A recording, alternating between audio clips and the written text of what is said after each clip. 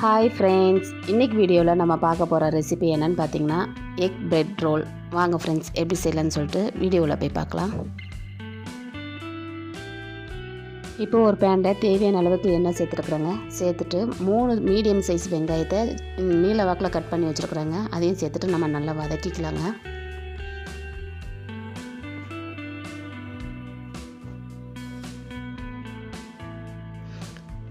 வதக்கினதுக்கப்புறமா அரை ஸ்பூன் அளவுக்கு உப்பு சேர்த்துருக்குறாங்க. கூடவே ஒரு பச்சை மிளகாவை சின்ன சின்னதாக நறுக்கி வச்சுருக்கிறேன். இப்போ ரெண்டுத்தையும் சேர்த்துட்டு நல்லா மிக்ஸ் பண்ணிக்கலாங்க.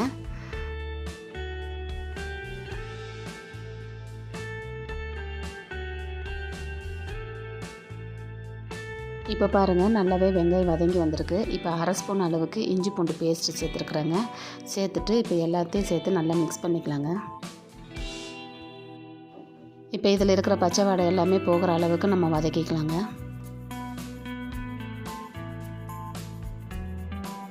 இப்போ இது நல்லா வதங்கினதுக்கப்புறமா கொஞ்சமாக மஞ்சள்தூள், அரை ஸ்பூன் அளவுக்கு மிளகாய்த்தூள், 1/4 ஸ்பூன் அளவுக்கு மிளகுத்தூள் எல்லாத்தையும் சேர்த்துட்டு நல்லா மிக்ஸ் பண்ணிக்கலாங்க.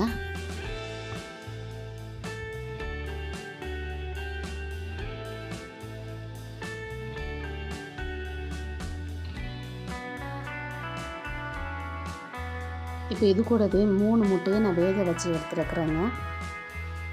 இப்போ ஒரு ஃபோர்க்கு வச்சு நல்லா மசிச்சு எடுத்துக்கலாங்க.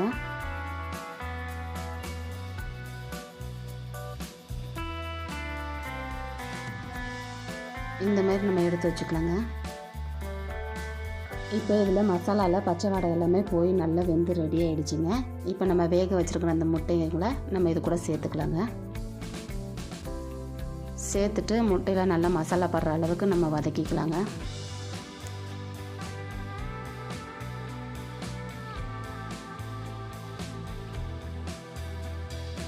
இப்போ பாருங்கள், இது நல்லாவே வதக்கி எடுத்தாச்சு. இப்போ இருக்கட்டும். இதுங்க 6 துண்டு ப்ரெட்டு எடுத்துருக்குறேங்க. கார்னர் இருக்கிற எல்லாத்தையும் நம்ம கட் பண்ணி எடுத்துக்கலாங்க.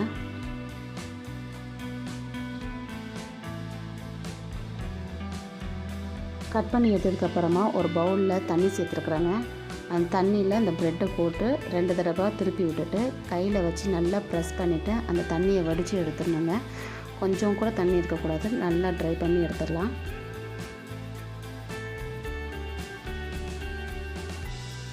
பாருங்கள், ப்ரெட்டு இந்த மாதிரி இருக்கணும், நல்லா ட்ரையாக ஆக்கிடணும். ஸோ 1 ஸ்பூன் அளவுக்கு நம்ம ஏற்கனவே வதக்கி வச்சுருக்க அந்த மசாலா எல்லாமே சேர்த்துட்டு நல்லா ரோல் பண்ணிக்கலாங்க. இந்த மாதிரி நம்ம நல்லா ரோல் பண்ணிக்கலாம். சப்போஸ் ப்ரெட் சைஸ் பத்தலைன்னா எக்ஸ்ட்ரா நம்ம ப்ரெட்டு இருக்கும்ல, அதுலேருந்து கொஞ்சமாக எடுத்துகிட்டு நல்லா ரோல் பண்ணி எடுத்துக்கோங்க.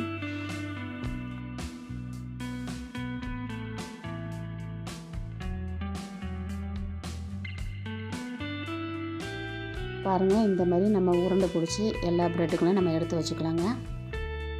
இப்போ நம்ம ரெடி பண்ணி வச்சுருக்கோம்ல உருண்டைங்களை, அதை இந்த ப்ரெட் க்ரம்ஸில் போட்டுட்டு நல்லா எல்லா இடத்துலையும் படுற அளவுக்கு நம்ம ரெடி பண்ணி எடுத்துக்கலாங்க. இப்போ அதே பேனில் தேவையான அளவுக்கு எண்ணெயை ஊற்றி நல்லா சூடு பண்ணி வச்சுருக்குறாங்க. இப்போ நம்ம ரெடி பண்ணி வச்சுருக்கிற அந்த ப்ரெட்டு எல்லாமே நம்ம சேர்த்துக்கலாங்க. ஒன்று ஒன்றா சேர்த்துக்கலாம், கேப் இருக்கட்டுங்க. ஸ்டவ்வு லோ ஃப்ளேமும் மீடியம் ஃப்ளேமும் 2 சைடும் மாற்றிட்டு நல்லா வேக வச்சுக்கலாங்க. இப்போ இதை நம்ம திருப்பி போட்டுக்கலாம்.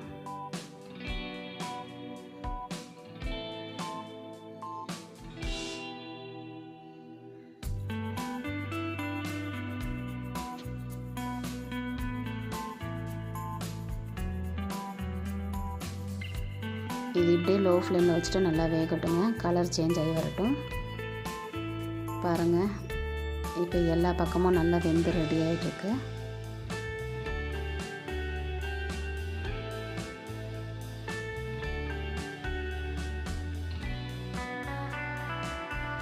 இப்போ இதை நம்ம வெளியே எடுத்துடலாங்க.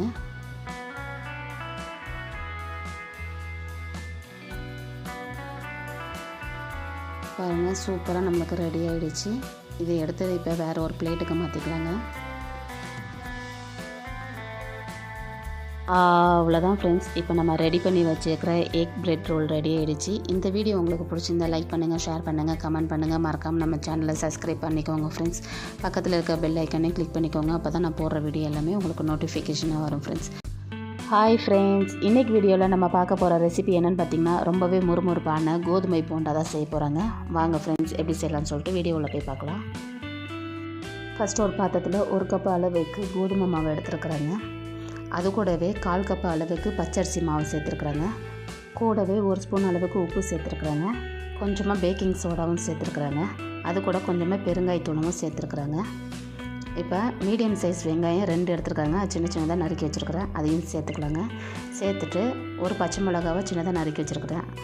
அது கூடவே கருவேப்பிலை, கொத்தமல்லி சின்னதாக நறுக்கி வச்சுருக்கிறேன், அதையும் சேர்த்துக்கலாங்க. சேர்த்துட்டு கொஞ்சமாக மஞ்சள் தூள், காரத்துக்கு ஏற்ற மாதிரி 1 ஸ்பூன் அளவுக்கு மிளகாய் தூள் சேர்த்துருக்குறாங்க. கொஞ்சமாக சீரகம், இது எல்லாத்தையும் சேர்த்துட்டு நல்லா மிக்ஸ் பண்ணிக்கலாங்க.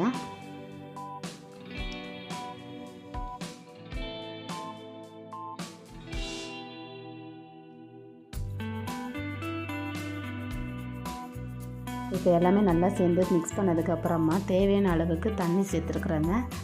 இப்போ தண்ணி சேர்த்துட்டு நல்லா மிக்ஸ் பண்ணிக்கலாங்க, கலந்து கொடுத்துக்கலாம்.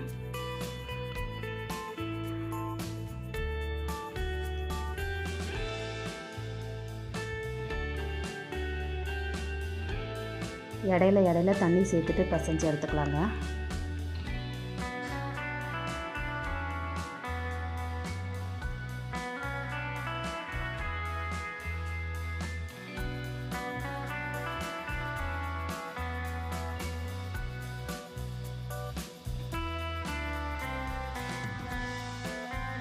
மாவு நார்மலாக திக்காக இருக்கிற மாதிரியும் தண்ணியாக இருக்கிற மாதிரி இல்லாமல் நடுப்பதத்தில் இருந்தாலே கரெக்டாக இருக்குங்க. இந்த மாதிரி நான் பசைஞ்சு எடுத்து வச்சுருக்கிறேன். இப்போ ஒரு கடாயில் எண்ணெய் ஊற்றிட்டு நல்லா சூடு பண்ணி எடுத்து வச்சுருக்குறாங்க. இப்போ இதில் சின்ன சின்ன உருண்டைகளை நம்ம சேர்த்துக்கலாம். ரொம்ப பெரிய சைஸ் இல்லாமல் நார்மலாக சின்ன சைஸ் அளவுக்கு உருட்டி போட்டுக்கலாங்க. அப்போ தான் உள்ளுக்குள்ளே நல்லா சாஃப்டாக வெந்து வரும். ஸ்டவ் மீடியம் ஃப்ளோவிலே இருக்கட்டுங்க.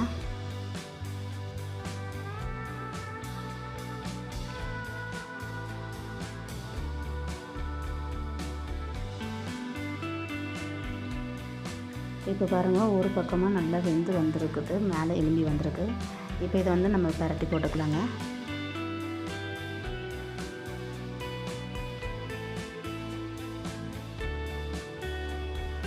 லோ ஃப்ளேம்லேயே வச்சுட்டு நல்லா வேக வச்சுக்கோங்க.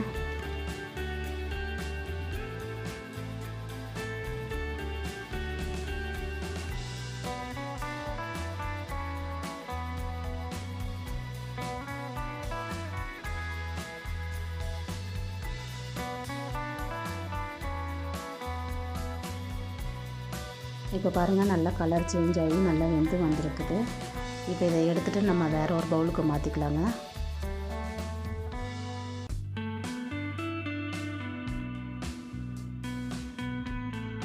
இப்போ இது ரெடி ஆகிடுச்சு. வேறு ஒரு பாத்திரத்துக்கு மாற்றிக்கலாம்.